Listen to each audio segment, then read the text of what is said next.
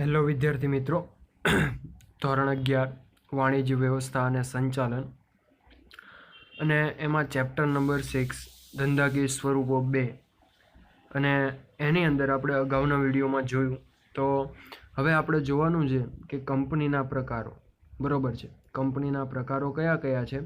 તો ખાસ કાયદા દ્વારા અસ્તિત્વમાં આવતી કંપની, સભ્યની દ્રષ્ટિએ, વર્ચસ્વની દ્રષ્ટિએ, નોંધણીના સ્થાનની દ્રષ્ટિએ, આ 4 પ્રકાર જે છે એ કંપનીના છે. એની સિવાયના 3 પ્રકારના પેટા પ્રકાર આપેલા છે ખાસ કાયદા દ્વારા, તો આપણે જોયું. પણ સભ્યની દ્રષ્ટિએ જાહેર, ખાનગી અને એક વ્યક્તિની કંપની. બરાબર છે. હવે એના અગાઉ આપણે જોયું અગાઉના વિડીયોમાં કે ખાસ કાયદા દ્વારા અસ્તિત્વમાં, જેમ કે reserve bank, RBI, life insurance corporation, LIC, કે જે સંસદ દ્વારા અસ્તિત્વમાં આવી હોય. બરાબર છે. પછી સભ્ય દ્રષ્ટિએ જોઈએ, સભ્ય સંખ્યાની દ્રષ્ટિએ, તેમાં જાહેર કંપની છે. બરાબર છે. જે ખાનગી કંપની નથી, એ ટોટલી બધી શું છે, જાહેર છે. એમાં 7 ઓછામાં ઓછા સભ્યો છે. શેર એમની અંદર પાછા શેર મૂડીની મર્યાદિત જવાબદારીવાળી, જે નામના છેડે લિમિટેડ લખાવેલું હોય. પછી બાહેંધરી મર્યાદિત, કે જેણે મર્યાદિત રકમની હોય, કે તેણે બાહેંધરીની રકમ પૂરતી મર્યાદિત હોય. અમર્યાદિત જવાબદારીવાળી કંપની છે. એના પછી આપણે ખાનગી કંપની જોઈ. બરાબર છે. પછી એની અંદર પણ મર્યાદિત, બાહેંધરી અને અમર્યાદિત જવાબદારીવાળી અને એક કંપનીની કંપની, એટલે કે એક માણસની કંપની, એટલે એવી વ્યક્તિ કે જે એક જ સભ્ય તરીકે કામ કરતું હોય. એમાં પછી ખાનગી છે એટલા માટે સંચાલન એ કરતો હોય, સભ્ય પણ એ જ હોય અને કંપનીનો માલિક પણ એ જ હોય, અને કરાર એ જ કરી શકે, બીજું કોઈ કરી શકે નહીં. અને કંપનીમાંથી કોઈ પણ બીજી વ્યક્તિને લેવું હોય તો એને સંમતિ લેવી પડે. તો હવે આપણે જોવાના છે વર્ચસ્વની દ્રષ્ટિએ. બરાબર છે. વર્ચસ્વની દ્રષ્ટિએ આપણે કેવા પ્રકાર પડે છે, તો એમાં સરકારી કંપની. સરકારી એટલે કે સરકાર હસ્તક હોય. આપણને ખ્યાલ છે કે જેની કંપની પાછળ લિમિટેડ લાગે, બરાબર છે, અથવા એલટી લખેલું હોય, એલટીડી, બરાબર છે, લિમિટેડ લાગે તો એ સરકારી કંપની છે. વર્ચસ્વની દ્રષ્ટિએ આપણે 3 પ્રકાર પડે છે, અને એમાં છે સરકારી કંપની, શાસક કંપની એટલે કે હોલ્ડિંગ કંપની, અને ગૌણ સબડેરી કંપની. બરાબર છે. એકની અંદર કામ કરતી હોય, એકના થ્રુ કામ કરતી હોય, સબડેરી. હવે જોવાનું છે સરકારી કંપની. બરાબર છે, કે જે કંપની આપણે ગણી શકીએ કે ભરપાઈ થયેલી મૂડીમાં ઓછામાં ઓછા 51% મૂડી કોની હોય. બરાબર છે. 51% મૂડી કોની હોય, તો કે કેન્દ્ર સરકારની, રાજ્ય સરકારની, કે એકથી વધુ રાજ્ય સરકારની હોય. ધારો કે ગુજરાત સરકારે રોકાણ કર્યું, બરાબર છે, વિકાસ કરવામાં, એ પછી 51% મૂડી એમાં સરકારની છે. તો ગુજરાત સરકારનું 1-2 રાજ્ય હોય, રાજસ્થાન અને ગુજરાત બંને હોય, તો એ બંને કેન્દ્ર સરકાર એટલે દિલ્હીની સરકાર, અને એક કે એકથી વધુ રાજ્ય સરકારો જે મળીને સાથે મળીને ધરાવતા હોય તો એ શું છે, સરકારી કંપની ગણવામાં આવે. બરાબર છે. એલઆઈસી કંપની જે છે, એલઆઈસી, બરાબર છે, એની અંદર 51% જે છે એ શેર કોના છે, તો કે ઇન્ડિયાના છે, ભારતના છે. અને તમે જુઓ તો 49% વિદેશી રોકાણ છે. મતલબમાં પૂરેપૂરું તમે ગણો તો 51% સૌથી વધારે શેર છે એટલે સરકારી કંપની છે, સરકાર હસ્તક શરૂ છે. એટલે કે ભરપાઈ થયેલી મૂડીમાં સરકારે જે રોકાણ કર્યું છે એમાં 51% શેર કોના હોય, કેન્દ્ર સરકારના હોય, રાજ્ય સરકારના હોય, અથવા બંને હોય, અથવા 2 રાજ્ય સરકારના હોય. એ મળીને એને રોકાણ કરેલું હોય સાથે મળીને, તો એ સરકારી કંપની છે. જેમ કે Ashok hotels limited, Bharat heavy electronics limited, bhel તરીકે ઓળખાય છે. ભારે ઉદ્યોગો જે છે એના માટે ઇલેક્ટ્રિક્સ, ભારે જે છે વજનમાં, એ મહાનગર ટેલિફોન નિગમ, MTNL, બરાબર છે, લિમિટેડ. તો આ બધી કંપની જે છે એ સરકારની. વર્ચસ્વ કોનું છે, તો કે 51%ની મૂડી કોની છે, તો કે આ બધાની. વર્ચસ્વ એનું જ છે ને, ખ્યાલ આવ્યો. તો એનો મતલબ કે સરકારી કંપની થઈ. હવે જે શાસક કંપની, હોલ્ડિંગ, કોઈ એક કંપની બીજી કંપનીના 50% કરતાં વધુ શેર ધરાવતી હોય અને કંપનીમાં બહુમતી સંચાલકની નિમણૂકનો અધિકાર ધરાવતી હોય. બરાબર છે. બહુમતી સંચાલકોની નિમણૂકનો અધિકાર ધરાવતી હોય તો એ શાસક કંપની કહેવામાં આવે. ફરીથી જણાવી દઉં કે ધારો કે એક એક્સ અને એક વાય કંપની છે. બરાબર છે. આ આઈ લખું છું એટલે કે આ આપણી કંપની છે, બરોબર છે. એટલે કે શાસક કંપની એટલે શું કહેવાય કે મારી કંપની એક્સ કંપની જે છે, આ એટલે હું એક્સ કંપની જે છે એ વાય કંપનીના 50% વધુ શેર એટલે 51% શેર જે છે એ મેં ધરાવું છું, ખરીદેલા છે. મેં વાય કંપનીના શેર 51% ખરીદેલા છે, તો 51% બહુમતી મારી પાસે છે. એટલે આની અંદર હું કોઈ બી સભ્યની નિમણૂક કરી શકું. બરોબર છે. એટલે નિમણૂક કરવાનો અધિકાર છે, એટલા માટે એને શું કહેવામાં આવે છે?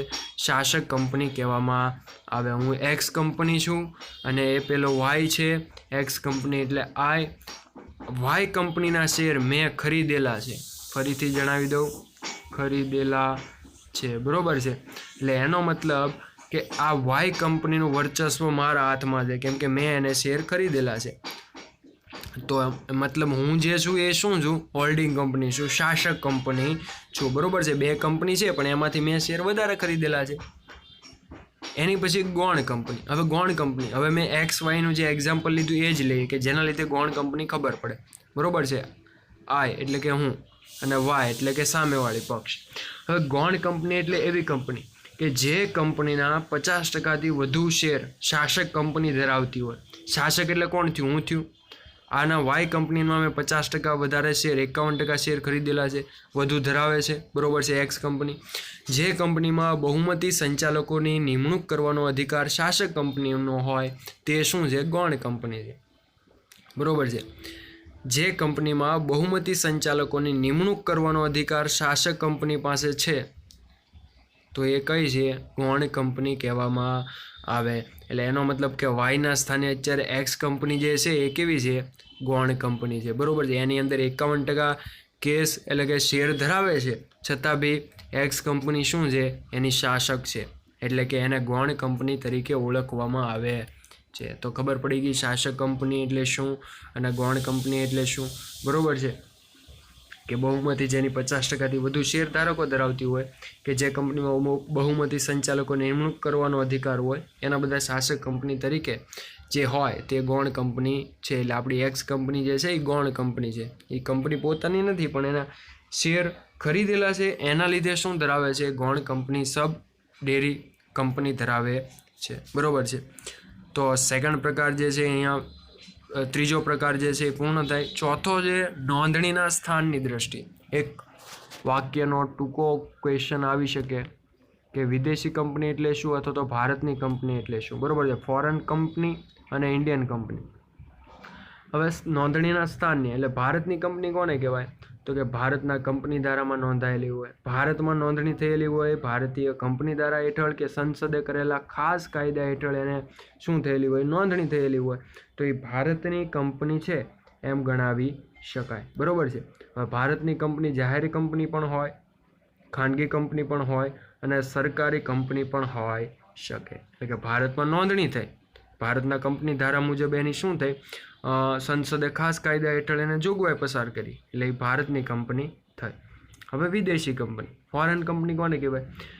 જે કંપનીની નોંધણી ભારત બહાર થયેલી હોય. એટલે કહેવાનો મતલબ કે ભારતની અંદર એની કોઈ નોંધણી થયેલી નથી. બરોબર છે. એટલે એનો મતલબ કે ભારતીય કંપની જે છે એ શું ગણવામાં આવે છે? કે ભારતની બહાર રજિસ્ટર.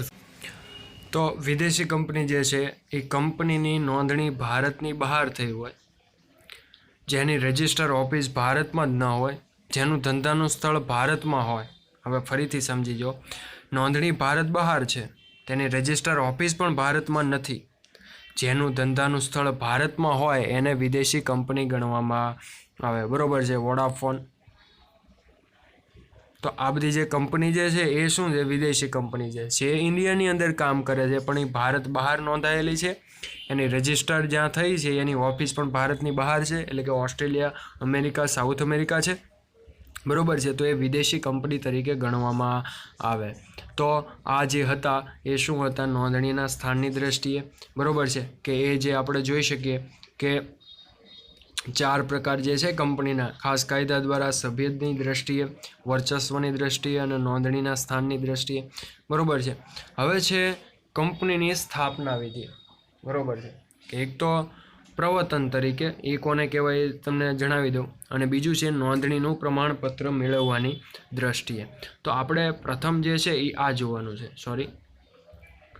પ્રવર્તનની દ્રષ્ટિએ. આપણે કહેવાય ને પ્રમોશન, કંપનીનું પ્રમોશન થાય કે વિચાર કોઈ આવે તો એનો મતલબ કે પ્રવર્તનની દ્રષ્ટિએ. તો એની અંદર કંપનીના પ્રવર્તનોનો વિચાર, પ્રાથમિક અને વિગતવાર ચકાસણી, સાધનોની એકત્રીકરણ અને એના પછી નાણાકીય વ્યવસ્થા. તમને વિચાર આવે પછી ક્યાં કરવી, કઈ જગ્યાએ કરવી, કઈ વસ્તુ તૈયાર કરીશું તો વેચાણ થશે, પછી કયા સાધનો લાવશું, એના પછી ક્યાંથી નાણું લાવશું, એ બધી વિગતવાર જે છે તમારે કંપનીની સ્થાપના વિધિમાં જણાવવાનું. બરોબર છે. કંપનીની સ્થાપના વિધિ જોવાની છે. એક તો નોંધણી, આવેદનપત્ર, નિયમનપત્ર આપણને ખ્યાલ છે, એ નેક્સ્ટ ટાઈમ જોઈશું. બરોબર છે. પણ અત્યારે આપણે પ્રવર્તનની દ્રષ્ટિએ જોવાનું છે. તો પ્રવર્તન એટલે શું થાય? એટલે પ્રમોશન થાય એક પ્રકારનું, પણ કંપનીને અસ્તિત્વમાં લાવવાનો જે વિચાર કરે અને એ માટે એની જે પહેલેથી તૈયારી કરે છે એને પ્રવર્તન કહેવામાં આવે. બરોબર છે. કંપનીનું અસ્તિત્વ, હવે મેં એક નવી કંપની ચાલો કે શરૂ કરું, કઈ કંપની? તો કે માય ડી કંપની. બરોબર છે. માય ડી કંપની જણાવી દો. તો આ કંપની મેં વિચાર કર્યો, એની માટેની બધી તૈયારી કોણ કરશે? પ્રવર્તન. એને પ્રવર્તન કહેવાય. પૂર્વ તૈયારી કરે, ખરેખર પ્રમોશન કઈ રીતે કરવું, કઈ રીતે. પણ કંપનીના પ્રવર્તનના વિચારને અમલમાં મૂકનારને પ્રવર્તક એટલે પ્રમોટર કહેવાય. પ્રમોટરનું નામ સાંભળેલું હશે. તો આ કંપનીના પ્રવર્તન જે છે એનો વિચાર, કંપનીનો અમલમાં મૂકવાનું કામ જે છે વિચારને, એ પ્રવર્તક કરે એટલે કે પ્રમોટર કરે છે. બરોબર છે. હવે પ્રમોટર શું છે કે વસ્તુ બજારની અંદર એ શું કરશે? વેચાણ કરશે એના માઇન્ડથી. બરોબર છે. કે આ વસ્તુ સારી છે, આ ખરીદાય. પણ પ્રવર્તનનું કામ શું છે? એણે કંપનીનું અસ્તિત્વમાં લાવવાનો વિચાર કર્યો, એના માટેની એને બધી તૈયારી કરી નાખી પહેલાંથી. પણ બજારની અંદર લાવવા માટે તમારે પ્રમોટરની જરૂર પડે. ધારો કે ડીમાર્ટ જે છે, મોટા મોટા મોલ જે છે, એમાંથી જ્યારે બાલાજી કંપનીની વેફર્સ હોય, બાલાજી પાર્લેજીવાળા જે છે, પછી ચાવાળા છે, બરોબર છે, આ બધાના શું હશે? પ્રમોટર હશે. કે વસ્તુ એ જે છે એની અંદર મૂકી જાય અને વેચાણ કરવા માટે મૂકવા આવે. બરોબર છે. એના રેન્ક તમને હશે. ડીમાર્ટમાં જાઓ તો અલગ અલગ રેન્કમાં બધી વસ્તુ પડી છે. એ શું હશે? એ વસ્તુ લાવે ક્યાંથી? તો કે પ્રમોટર. બરોબર છે. હવે નવી વસ્તુ હોય તો તમને ટેસ્ટ કરવા માટે, ખાણીપીણી માટેની હોય તો ટેસ્ટ કરવા માટે તમને આપે. બરોબર છે. તો એ શું છે? એક પ્રકારનું તો કે ખ્યાલ છે કે એમાંથી તમે કઈ રીતે વસ્તુ, તમે જે બી સજેશન આપો એમાંથી એ શું થઈ જાય? ફેરફાર કરશે. તો પ્રવર્તનની દ્રષ્ટિએ આપણે જોવાનું છે. તો એમાં પહેલું કંપનીના પ્રવર્તનનો વિચાર, કે કંપનીને મગજમાં આવે કે મારે હવે કંપની શું કરવાનું છે? તૈયારી કરવાની છે, કંપની શરૂ કરવી છે. હવે કંપનીના પ્રવર્તનનો વિચાર પ્રવર્તકના મગજમાં ઉદ્ભવે છે. બરોબર છે. કંપનીને અસ્તિત્વમાં લાવીને કે એની માટેની તૈયારી કરી, પણ એના માટેનો મગજ જે છે એ પ્રમોટર પાસે હોય. બરોબર છે. અને કોઈ પણ સંશોધનને અમલમાં મૂકવા કે નવી વસ્તુ બજારમાં ઉપલબ્ધ કરવા માટે કંપનીનું સ્થાપવાનું વિચારે છે. કે હું કંપની સ્થાપું તો મારી વસ્તુનું શું કરશે? વેચાણ થશે. બરોબર છે. હું પછી ખાણીપીણી માટેનું ધારો કે વેફર્સ ખોલી, ગોપાલ વેફર્સ છે. મતલબમાં પ્રવર્તન જે છે એ પ્રવર્તકનું માનસ સંતાન છે. બરોબર છે. પ્રવર્તન હશે તો જ તે એને મગજમાં પ્રવર્તક તરીકે, પ્રમોટક તરીકે એના મગજમાં આવશે કે મારે કંપની શરૂ કરવાની છે. હવે એના માટે એટલે પ્રવર્તકનું માનસ સંતાન છે. એટલે જે promotion is the brain child of promoter. બરોબર છે. કે પ્રવર્તકનું માનસ સંતાન છે. પ્રવર્તન એટલે શું થશે? પ્રવર્તકનું માનસ સંતાન. પ્રમોટર જે છે એ બધી જ વસ્તુ અમલમાં મૂકવામાં કામ કરે છે. કંપની બજારની અંદર એ જ લાવે છે. બીજું કે એને વિચાર આવી ગયો, પણ હવે કંપની ક્યાં, કઈ રીતે ખોલવી, એના માટેની સેકન્ડ પોઈન્ટ પ્રાથમિક અને વિગતવાર તપાસ. બરોબર છે. પ્રવર્તનને કંપનીના સ્થાપવાનો વિચાર આવ્યો એટલે એને અમલીકરણની દિશામાં જશે. ધંધાકીય વ્યવહારોની ચકાસણી કરશે કે મારે હવે સ્થાપવી છે કંપની તો ક્યાં સ્થાપીશ, કઈ રીતે સ્થાપીશ, બરોબર છે. ધંધા માટે એને સ્થાનની પસંદગી કરશે, નફાકારકતાની તપાસ કરશે કે ક્યાં મને સૌથી વધારે નફો મળશે, બરોબર છે. આ પ્રાથમિક તપાસના અંતે વિગતવાર વિશ્લેષણાત્મક તપાસ જરૂરી બને છે.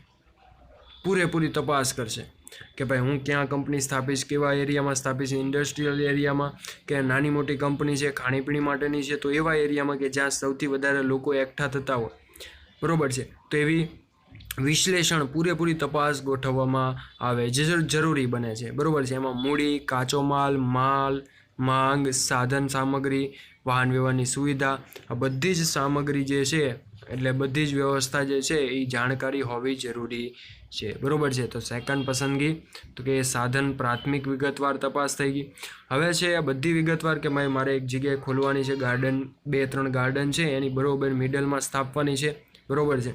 હવે નાણાકીય વ્યવસ્થા એટલે ગાર્ડનની બહારની સાઈડ મારે મૂકવાની છે શોપ, બરોબર છે, ખાણીપીણી માટેની.